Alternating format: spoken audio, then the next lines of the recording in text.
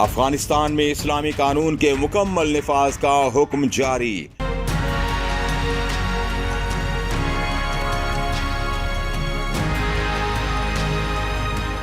حال ہی میں افغانستان کی حکومت نے ملک بھر میں اسلامی قوانین کے مکمل نفاذ کا حکم دے دیا۔ عرب میڈیا کی رپورٹس کے مطابق طالبان کے چیف ترجمان نے کہا کہ افغانستان کے سپریم لیڈر نے ججوں کو اسلامی قانون کے ان پہلوؤں کو مکمل طور پر نافذ کرنے کا حکم دیا ہے جن میں سرے عام پھانسی، سنسار اور کوڑے مارنا اور چوروں کے اعضاء کاٹنا شامل ہیں۔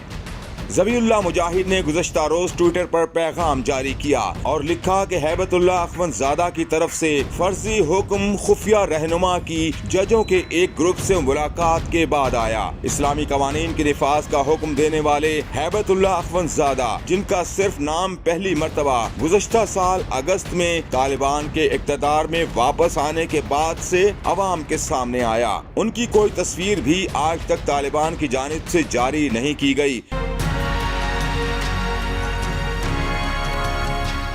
ہیبت اللہ اخوند زادہ طالبان تحریک کی جائے پیدائش اور روحانی مرکز قندھار کے حکم نامے کے ذریعے حکمرانی کرتے ہیں۔ ترجمان طالبان ذبیح اللہ مجاہد کا مزید کہنا ہے کہ اخوند زادہ نے حکم دیا ہے کہ چوروں، اغواکاروں اور بغاوت کرنے والوں کی فائلوں کا بغور